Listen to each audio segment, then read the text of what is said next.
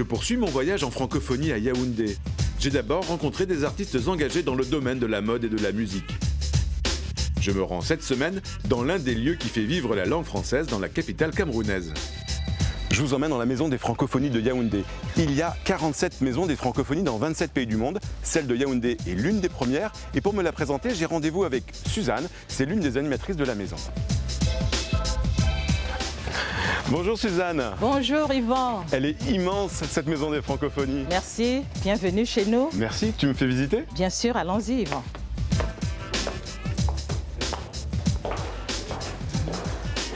Bienvenue à la Maison de la Francophonie de Yaoundé. Ici, nous organisons des conférences, des débats, des ateliers, des concours avec des enfants. J'aimerais te montrer alors là où justement on a des ateliers d'écriture et de lecture, on a des élèves qui sont en train de travailler. Ah bah, je te suis alors.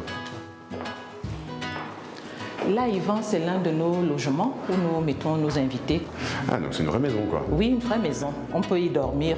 Si vous entrez là, vous avez tout le confort qu'il faut. C'est sympa. Je te suis.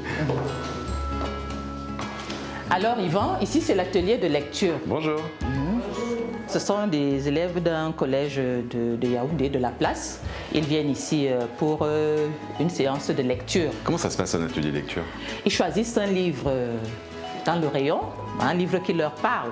Alors ils s'assoient, ils font une lecture silencieuse et puis au bout de cette lecture-là qui dure environ 1h45, il y a des échanges entre eux ou alors avec la personne qui les encadre. Donc le livre, c'est une manière d'échanger en français? Oui, oui, ils échangent en français. Ils améliorent leur élocution, ils acquièrent des connaissances dans des livres. Ici, on gagne surtout la culture de la lecture.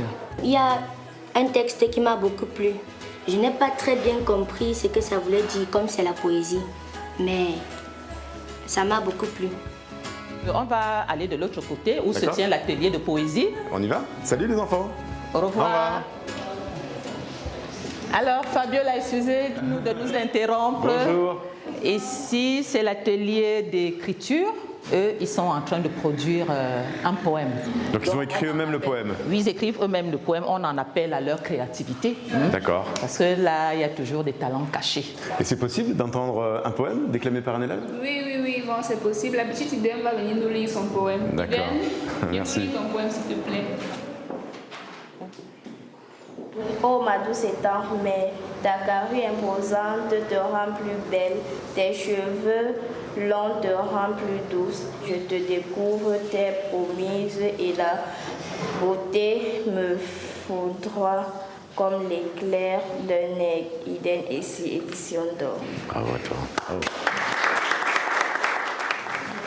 Suzanne, je suis très impressionné par la taille de cette maison de la francophonie. Pourquoi c'était important de créer une maison de la francophonie ici à Yaoundé? C'est la destination francophonie, aussi bien pour les gens qui arrivent au Cameroun que pour les Camerounais eux-mêmes. Avoir un édifice, un espace, une association où ils peuvent se rendre pour avoir des informations sur la francophonie. Qu'est-ce que vous souhaitez apporter au public qui vient dans votre maison des francophonies?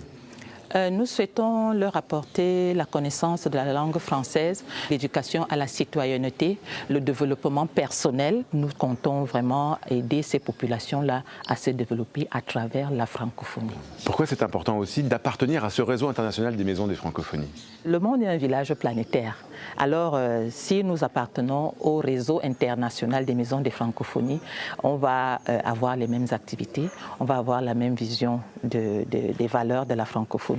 Donc, nous menons ensemble, en synergie, des activités et ça fait que tous les locuteurs de la langue française à travers le monde se sentent appartenir à une famille. Moi, ce que je te propose, donc, Yvan, c'est que tu ailles voir sur le terrain comment nos jeunes ambassadeurs travaillent. Et pour cela, je vais te présenter Yvan et Fabiola, qui sont de jeunes ambassadeurs francophones et qui sont dans les établissements scolaires. Avec grand plaisir.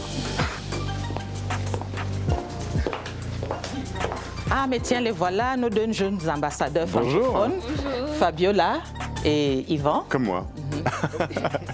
On part ensemble dans les écoles, c'est ça? Oui, dans les écoles. Merci beaucoup. Reviens quand tu veux. Avec grand plaisir. Et puis je pars en bonne compagnie. Ok, d'accord. Au revoir. Au revoir. Salut Suzanne.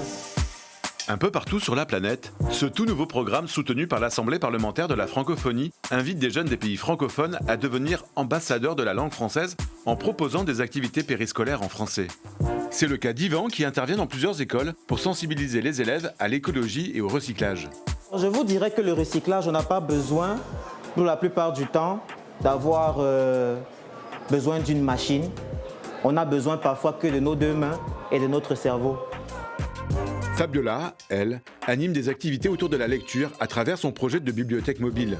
L'objectif ? Amener les enfants vers la lecture en français de manière ludique et conviviale. J'assiste à tous ces ateliers et je suis étonné de l'implication de ces 2 jeunes Camerounais en faveur de la francophonie. La lecture? Je participe. La lecture? Je participe. Ok, bravo à tous. Après les activités, j'ai voulu en savoir un peu plus sur leur engagement bénévole. Fabiola, pourquoi tu as décidé de devenir une jeune ambassadrice francophone? Depuis que je suis petite, j'aime partager avec les gens, j'aime être avec les enfants et tout.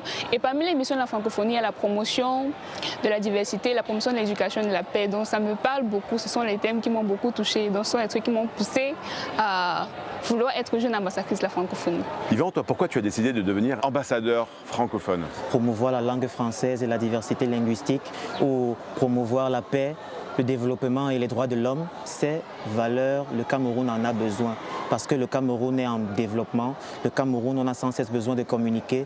Entre nous, on a sans cesse besoin d'échanger. Et le Cameroun ayant cette difficulté-là aussi qu'il est pluriethnique, dont on a plus de 200 ethnies, dont 200 langues différentes. Alors le français nous sert de connexion, le français nous sert de lien. Grâce au français, on peut échanger nos idées, on peut débattre, on peut bâtir un Cameroun qui nous convient. Qu'est-ce que tu veux justement transmettre à ces enfants? À travers mon projet déjà, la bibliothèque mobile, c'est les transmettre l'esprit de partage, parce que quand on lit, on partage avec les autres, pour que même dans leur vie quotidienne, ils puissent savoir qu'il y a des valeurs comme le partage, qui puissent les aider à mieux avancer dans leur vie et avoir de nouvelles valeurs. Pour mon pays, je ne rêve que de la paix.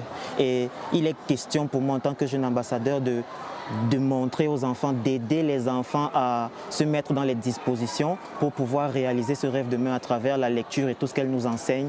Il faudrait encourager les jeunes, leur donner le sens de la responsabilité afin que le Cameroun soit bâti. Voilà quelle est notre mission, aider, parler aux jeunes, pour leur avenir afin que le Cameroun en ressorte grandi demain. Merci Fabiola, merci Yves. Alors si vous souhaitez en savoir plus sur toutes les activités de la Maison de la Francophonie ici à Yaoundé, rendez-vous sur notre site internet. Nous, on se retrouve bien sûr la semaine prochaine pour une nouvelle destination. D'ici là, très bonne semaine à tous sur la planète francophone. Salut!